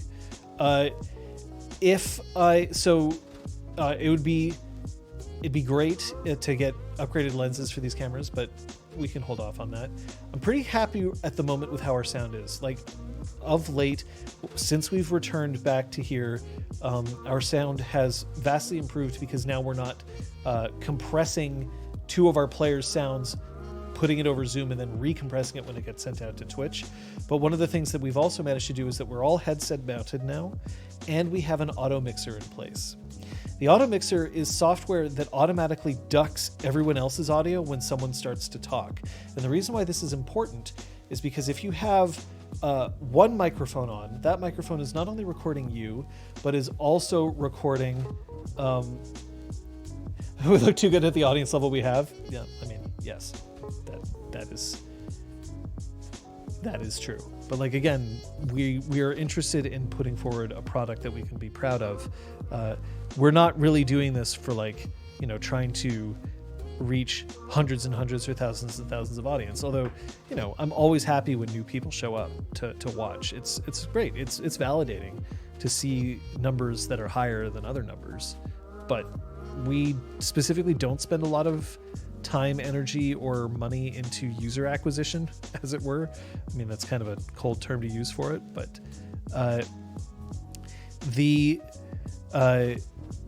lenses for cameras. Our sound, though, the auto mixer ducks. Right, let's go back to what I was saying. When you are recording with one microphone, so this is one microphone that I have right here, it's recording my voice, but it is also recording the room around it. And that's what's known as room tone. Because there's always going to be some noise that's picked up by a microphone, and maybe that's even just if the gain is cranked up too much, it's just its own internal workings. If you have two microphones, then you are now recording. If we have two microphones, you're now recording. Sure, I am speaking into this one, and this microphone is aimed at my face, and it won't record somebody over there nearly as much, but it'll still pick them up. But more importantly, that room tone is going to be doubled. Now you have two microphones, and we have four. What the auto mixer does is it automatically detects when somebody is talking, and it makes that microphone more of a priority, and everyone else goes down. It turns their mics off, or it just lowers them entirely so that we only get one room tone instead of four. And it makes a huge difference in the audio quality that we're putting out. Now, it is also smart enough that if two people start talking, then it starts to level them out so that you can hear both of them. But we can also make it so that one person has priority. At the moment, I have priority because I'm the storyteller. And all that means is that if two people are talking, I get slightly bumped over them if I'm speaking. We might even take that out because I'm not sure how important it is that the storyteller gets priority for speaking. That's Kung Fu Fenders. That's very kind of you to say that we're a hidden gem. I should put that on my business cards. If I had business cards, which at the moment I don't. So our audio is better than what we've had, and we're also now wireless in terms of audio, which is just it. Even though we're all in the same place, it does make it that much easier that we can plug somebody into a headset and then they don't have to worry that they're tethered to a table, which means that if they get up, we don't have to start unplugging everything. Now, sometimes our players do anyway. They just do it as a matter of course. But if you're tied down by a lot of wires, it very rapidly gets difficult, and you also feel more constrained. It's less easy to emote and expand. And the reason why we have headset mics is because we also want the ability to turn our heads to look at our players without it changing. You'll hear the difference. If I have a microphone that's just pointed at my face, this is also a specific mic that's it's directional in this way. But if I turn my head and I start talking like this, then the volume changes. The quality of the recording changes. And then if I come back here, it changes again, and now it's where it's supposed to be, but then I turn around again and I look at the other player. Like, it doesn't sound nearly as good. So our audio is in a good place right now. If we really had like major tech upgrades, then we'd use like shotgun mics to record, and we'd have an array set up so that we would be capturing from all sorts of different areas, and we'd be in an extremely acoustically treated space, so the room tone wouldn't be that much of an issue. But that is such an order of magnitude higher, and that also involves a dedicated streaming space, which is something that we just don't have. Even when we were doing full party at Beanduck's space, Beanduck's space is it's really great for what they're doing, but it's not really a space that's acoustically treated. They actually now have a sound booth, which is great. That is totally acoustically treated. You can go in there and it's a wonderful little sound booth, but you can't shove 4 people in there, at least not easily, to record a role-playing game. Requiem Lost mentions, I will say one thing that would be interesting to see if a third camera over dice tray that you can jump to when you're making those crazy moment-defining rolls, but that's me. This is one of the things that we've had the most requested out of features that we just don't have, and it's one of the things that I will admit mystifies me a bit. It is not that you're wrong. I can't say that you're wrong. You've asked for it. You would probably like to see it. The reason why I consider this sort of something that I'm not necessarily sure that would work out is that we're not rolling like a D20. If we were rolling a D20, and it would be easy for someone to be like, there, that's the number. That's like, I need a 17 or better, and you roll it, and then you instantly can see whether they succeeded or failed. That's an interesting moment for a camera. But if you're like, okay, I have to roll, and you roll, 8 D10s, then you are manually also counting to see what's going on, in which case you're distracted from what's going on. And it will be harder to see, because instead of just one number that you have to see, or 2, you have to see like 8 or 10 or 12 or 20 of these numbers. And that's difficult for us to throw down on. We had dice. In fact, we had a dice roller when we were playing Star Wars. It was online, and we showed the results of those dice pools on screen. And I will say that no one, to my recollection, watch, now that I've said it, someone's going to be like, I totally said this. No one to our recollection was like, that's cool that I can see the dice. This is a better game because I can see the dice. It's like an interesting value add, and one that might be interesting if we literally had somebody roving on a camera who could then like point to it and show it and be like, okay, here's the information. That would be something that we could consider. A boom mic or two would be the useful thing if we weren't headset mounted.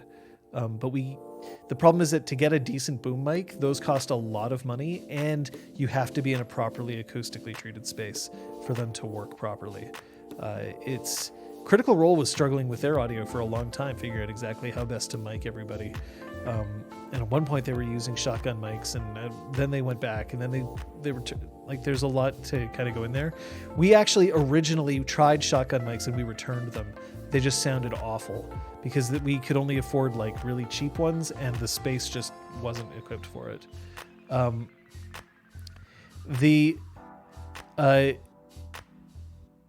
The other thing about a dice cam is that we would have to have one single place to roll dice for it to be worthwhile, and that's asking a lot of the players.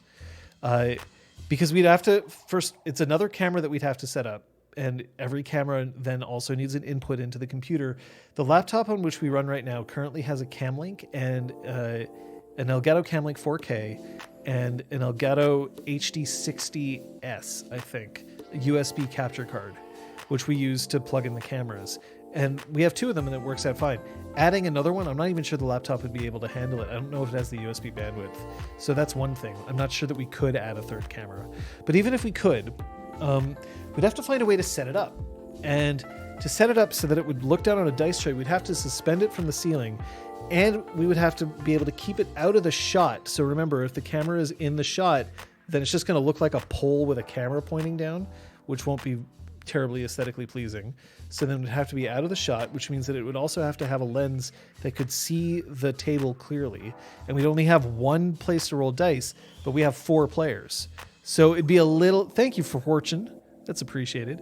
So it would be very, very complicated for us to set it up in a way that would look good, and I'm not certain that it would provide all that much value for people watching. That's not to say that we haven't thought about it, and we will continue to think about it, because if people ask for it, you can't say like you're dumb and wrong for wanting this, but we can sort of start thinking about the design of it, and also, is this going to be a worthwhile tech upgrade?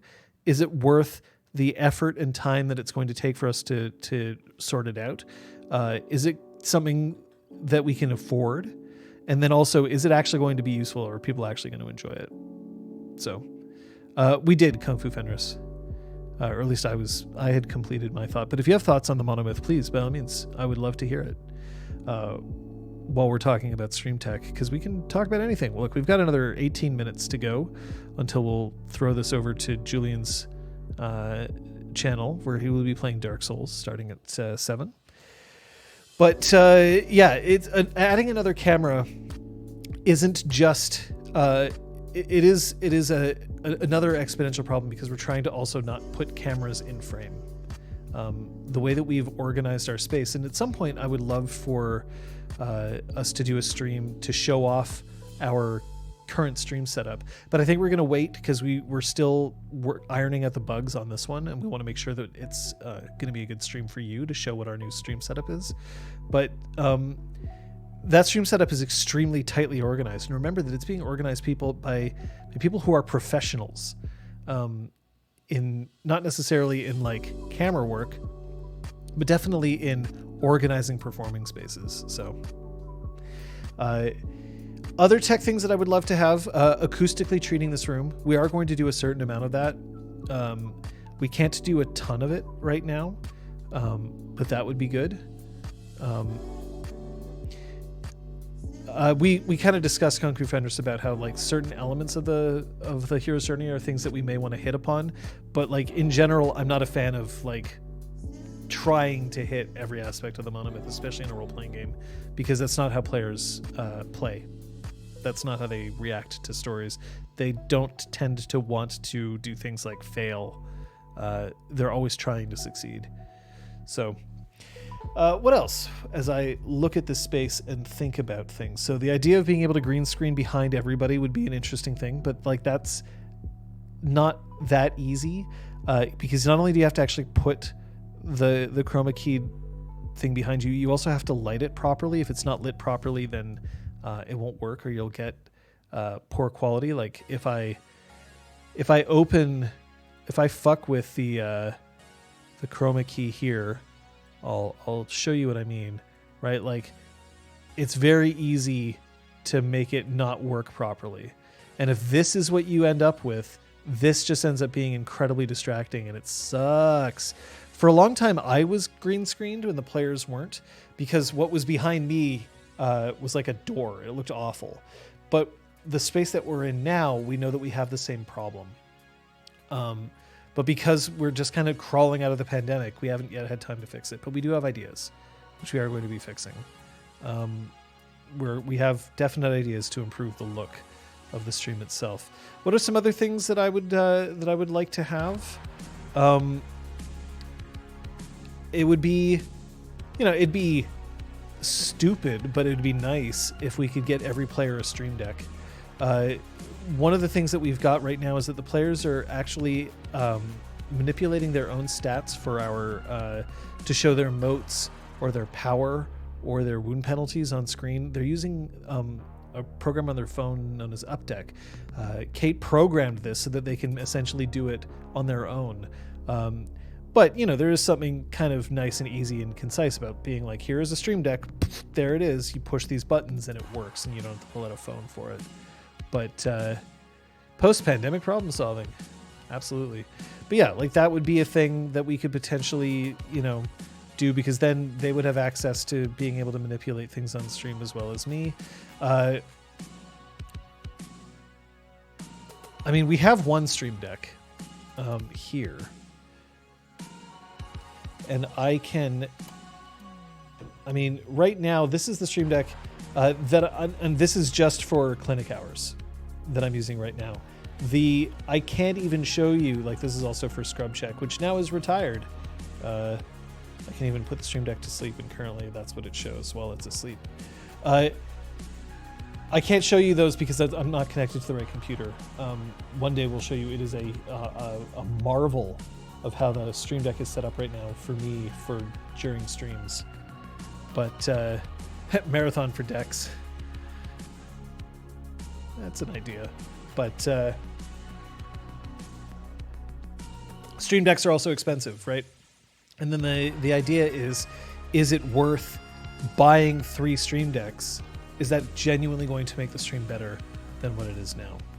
When we did a marathon for cameras, that's because we definitely wanted to upgrade our camera capability, and then it worked out really well. We felt like that was an excellent way to spend that money. It was a great value add for the stream. It's a flex. Absolutely, it's a flex. But I mean, we actually have access to 2 Stream Decks. Elizabeth has a Stream Deck, I believe, that she uses for Punchy and the like, but I also, the more you transport tech, the more likely it is to break, and the kind of more complicated it ends up being, so I kind of don't want to do that.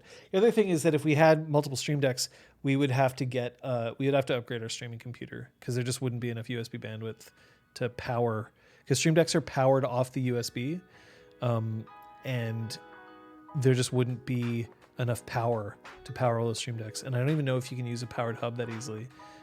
Because I have plugged a Stream Deck into a powered hub and it works, and then you plug like 2 more things into the powered hub and then the Stream Deck just goes like and just dies.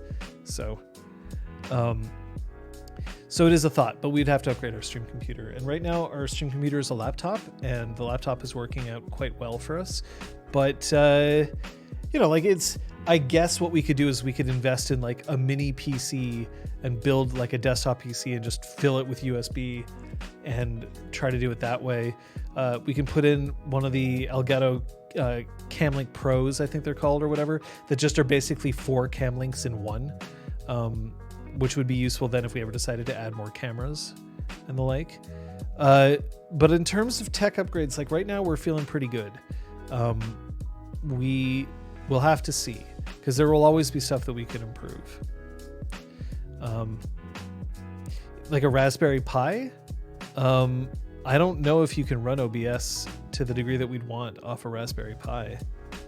That would be, or if you mean off the Stream Decks itself, that still wouldn't be enough USB for us. We'll see. One of the problems though is that I've like at one point when we were investigating laptops, I reached out to some companies, and I was like, hey, I'm interested in knowing, can this computer handle this much this much throughput through its USB ports, be they USB-C, USB 3, Thunderbolt, all that stuff. And I got incredibly unhelpful answers from these things, and it was so frustrating. Because it was just like, I need to know whether I can connect 2 cameras to this thing, and is it going to die? And they were like, because they didn't want to commit to anything, and I didn't want to buy something if I didn't feel like I wanted to commit. But also, if you start saying like, okay, well, we'll buy a separate computer and we'll configure it so that it'll be a USB hub for the Stream Decks, that's a shit ton of work to put in, and I'm not certain that it's going to be as useful. Because the other thing is, as cool as the tech is that we've got, like the tech that Kate has made for Exalted Academy is amazing. But then what happens if in a few months we're like, well, the story's done and we're going to play a different game now? Well, then all that tech kind of ends up not being useful. But Kung Fu Fenders is not even about needing a hardware friendo for that. Like, I could do it. I have that I have that knowledge. But do I really want to spend the time to do it? knowing that it might be outdated almost immediately, or knowing that it will end up being yet another point of failure. Because one of the things that we have realized in these streams, because we don't have an operator for the streams, we operate the streams ourselves when we're playing. I'm the one who runs the stream while I'm doing it. I try to reduce the cognitive load on my players as much as possible, whether that's the smart move or not, we can debate. But like everything that we add that can potentially fail, hardware failure during a stream or software failure during a stream is miserable. I hate it. I absolutely hate it. It makes me feel horrible. I even hate it when someone's like, this person sounds weird. Like, okay, that means that I didn't send the sound quality properly. And if it's the sort of thing, like if someone's like, well, I pushed my button and the stream deck didn't work. Well, I'm like, I spent hours on this thing and it failed. And now in the middle of stream, it means that something that I was relying on doesn't work anymore. So sometimes adding something just because it would be cool isn't necessarily the right move, because it's another thing that can fuck you up.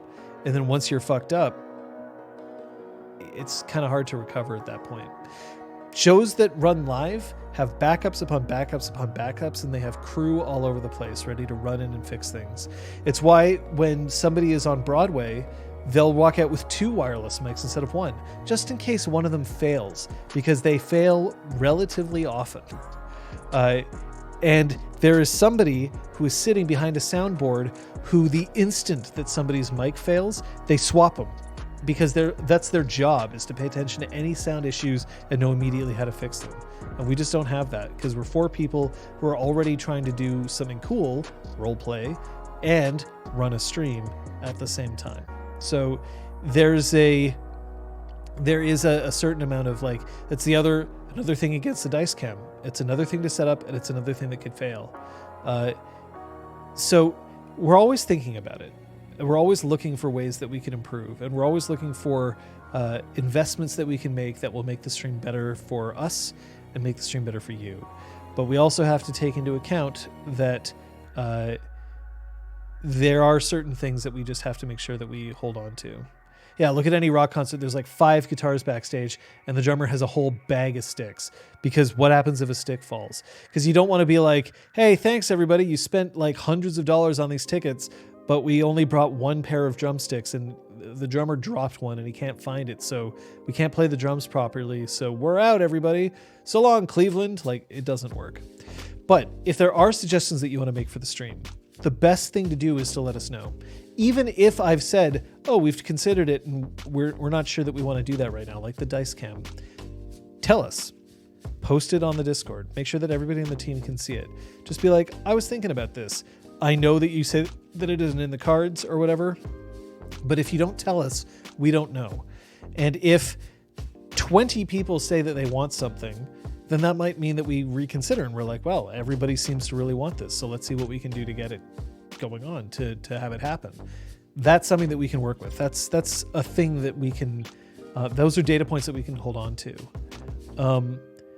But if we never hear about it, then we won't. Or if you only tell one of us, and even though if you tell one of us, we'll often like bring it up to the rest of the people. If you don't post it on Discords, we can miss it. So that's often a great place to post information. Well, we're running close to the end of time.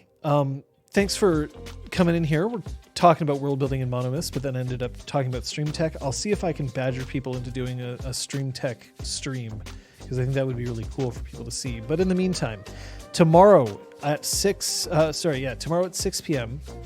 Eastern time, so Eastern Daylight Time currently, over on twitch.tv/Elizabeth A. Neal, there will be more Punch Effect. They're still making their way through Mass Effect, and I know they're having a great time doing it, Scott and Liz, so go and check them out there. On Saturday, I believe that it is the return of Drew Crew and Doomed.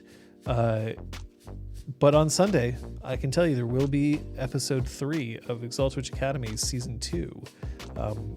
And that will be a fun thing to tune into as well. Are there any other questions or comments that we want to make? Whoa, why did I all of a sudden jump? What the hell? What happened, webcam?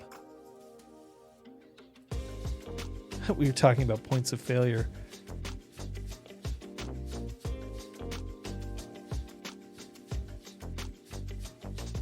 Wow. That just straight up happened. Zoom back out. The white balance is all fucked up now. I don't know what happened. That is very weird. Cats enlarged, John. Speaking of tech issues, absolutely. Like, see, this is the sort of thing that, this is why I'm not going to, like, if I replace this webcam at one point, it won't be a Logitech. Just because it's just not, like, see, like, that's terrible. Why is it all of a sudden really shitty quality? Like, what happened?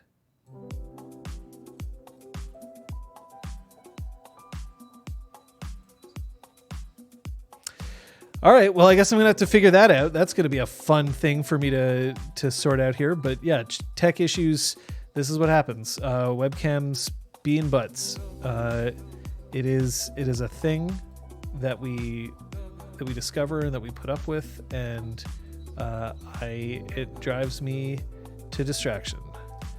So,